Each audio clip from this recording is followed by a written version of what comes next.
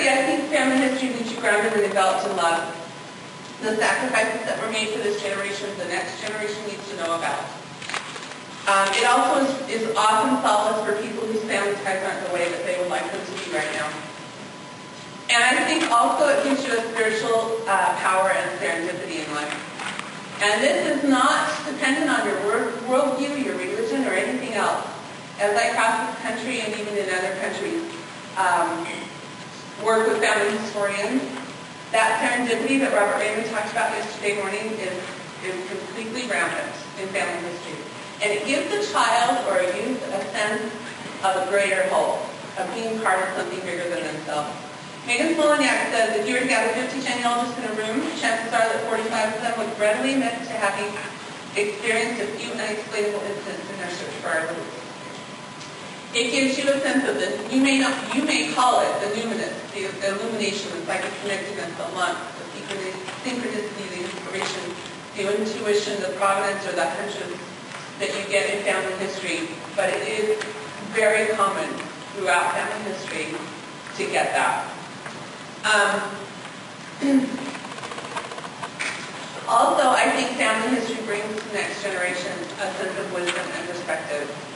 Knowing that my grandfather's decision to emigrate, my grandmother's decision to get an education, or their decisions on where they wanted to live, and all sorts of things like that, affected who I eventually became, what I eventually had to start with in my life, teaches me that the decisions that I make today, whether I decide to stay married to my husband, whether I decide to treat my children well, whether I decide to whatever in my life, will affect the future generation. I want my teenagers to have that sense that what they decide today will affect the people to come. Because then they will make better decisions in their life.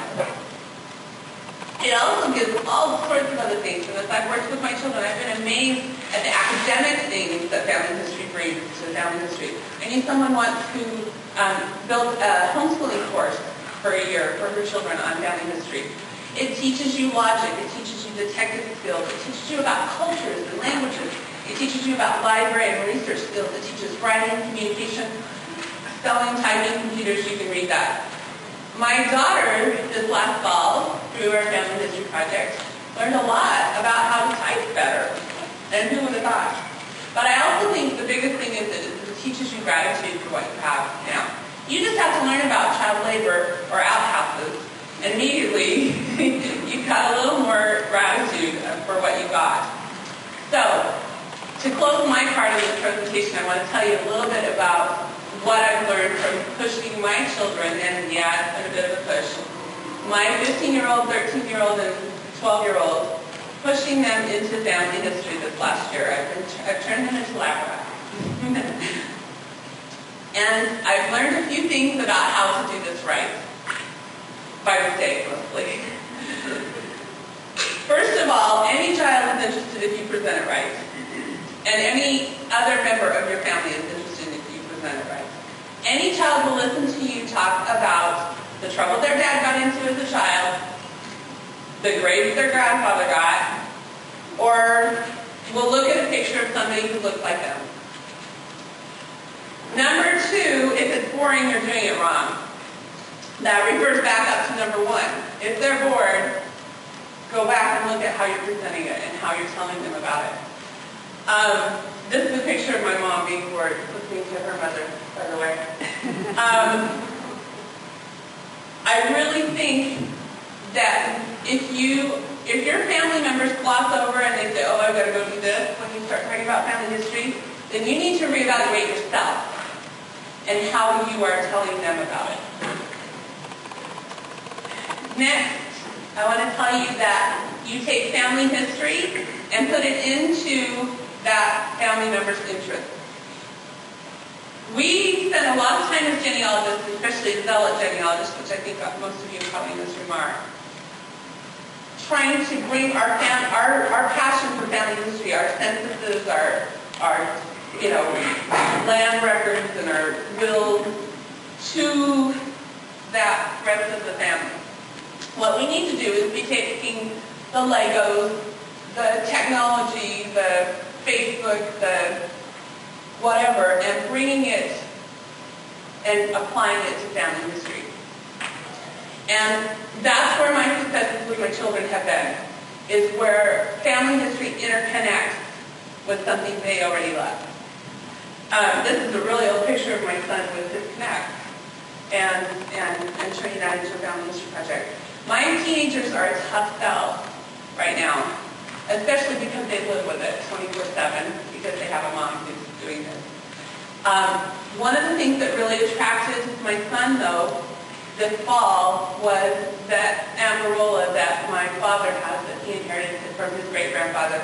It plays cylinders like this, and it's from the Edison factory. And my son learned that his great-great-grandfather was a tech geek at the time, the same as he is.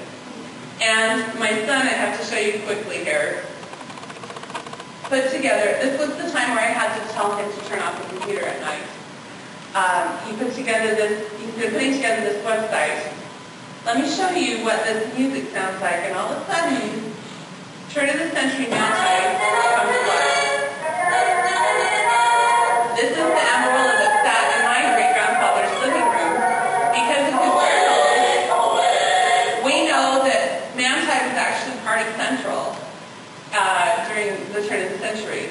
They used to show up at each other's houses with a cake and have surprise parties. And party until like 1 in the morning. These farmers down in Manti at the turn of the century. And when you hear that music, you can imagine them doing that. And again, I figured out how to tell the story right. And it applied. And the penny dropped and it sunk. So, take their current interest, and media is your best friend.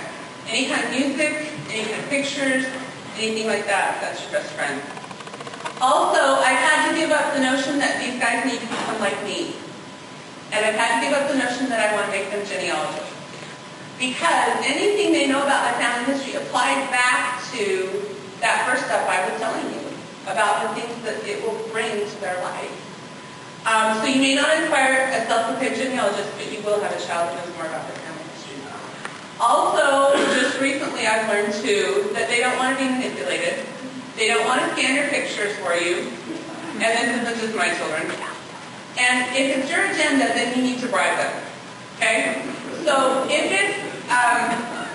it's a website you want them to build, if it's pictures you want them to scan, you need to pay them for that. But I know more than one adult genealogist who is now an adult genealogist because their grandfather paid them to get, quite. In fact, Zeus, who has a daughter who works for Ancestry, told us just a Facebook in January that she was paying her daughter 25 cents a person to troll the streets of New York census on her microfilm in her basement instead of trolling the streets of her city.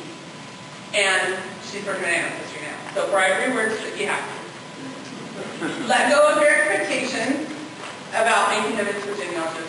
And then I don't think you can see that slide very well, but at the top there I've got an event, and at the bottom there I've got that it needs to be a lifestyle. That's eventually how my mother got me. I made it all the way through my master's degree in library science, hating genealogy and not caring about it.